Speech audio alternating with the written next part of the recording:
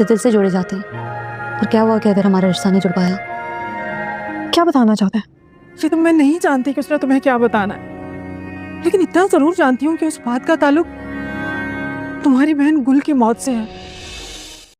दोस्तों, ए दिल आज़मा नहीं ड्रामे की अगली किस्त में हम देखेंगे कि आखिरकार अनायज़ा की हकीकत असफन के सामने आ चुकी है और अनायज़ा के सच मुंह से सच उगलवाने का एक ही तरीका है कि असफन उसे मोहब्बत के जाल में फंसाए और उसे झूठा यकीन दिलाए कि वो उससे मोहब्बत करता है। अनायज़ा ऑफिस कैबिन में बैठी होती है, असफन वहाँ आता है। मिरहा की जगह पर अनायज़ा को बैठा देख उसे बहुत गुस्सा आता है, लेकिन वो अपने गुस्से पर काबू कर लेता है। जाकर उसके नज़दीक जाकर बैठता है और उसका लैपटॉप बंद करके उसका हाथ पकड़ करके पूछता है कि अब तुमने आगे की ज़िंदगी का क्या सोचा है। जिस पर अनायज़ा कहती है कि हम दोनों की शादी तो नहीं हो सकी, लेकिन मेरे दिल में आज भी आप हो और हम दोनों के बीच में जो भी रिश्ता है वो दिल का रिश्ता है। मैं आपसे मोहब्बत करती रहूंगी। ये बातें सुनकर असफन को गुस्सा तो आता है, लेकिन वो मुस्कुराकर उसे देखता है। दोनों उठ जाते हैं ऑफिस के बाद कैफे में और वहाँ पर लंच के लिए पहुँच जाते हैं। वहीं दूसरी तरफ शारिक को अपने किए की सज़ा मिल चुकी है। एक्सीडेंट हो गया है और दोनों पैरों से मजबूर बन चुका है। अपने किए की सज़ा यहीं पर भुगत ली है उसने। मिरहा से मिलकर माफ़ी तलब करना चाहता है।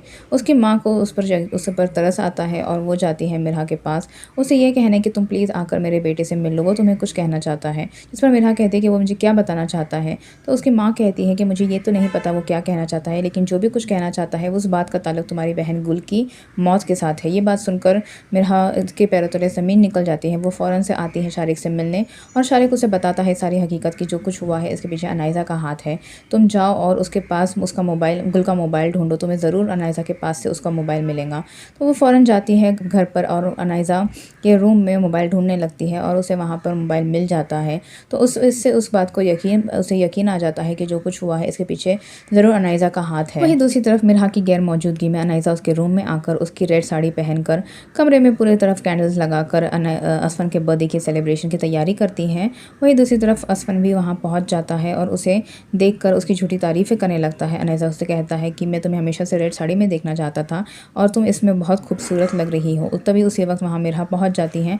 दोनों को इस तरह अपने कमरे में इस हालत में देखकर उसे बहुत तकलीफ़ होती है। फ़ौरन आती है और अनायज़ा पर गुस्सा करती है। उसे एक ज़ोरदार थप्पड़ लगाकर कहती है कि तुम मेरे कमरे में मेरे शौहर के साथ मेरे कपड़े पहनकर क्या कर रही हो। जिस पर असफन आगे आकर उसे समझाने की कोशिश करता है तो मिरहा उसे भी डांट लगाती है कि तुम्हारे दिल में पहले भी अनायज़ा थी और अब भी अनायज़ा है, मैं तो कहीं हूँ ही नहीं। असफन को ये देखकर बहुत बुरा लग रहा है, लेकिन उसे पता है कि मिरहा उसकी कोई भी बात पर यकीन नहीं करेंगी कि जो भी उसने देखा वो सब उसके सामने है।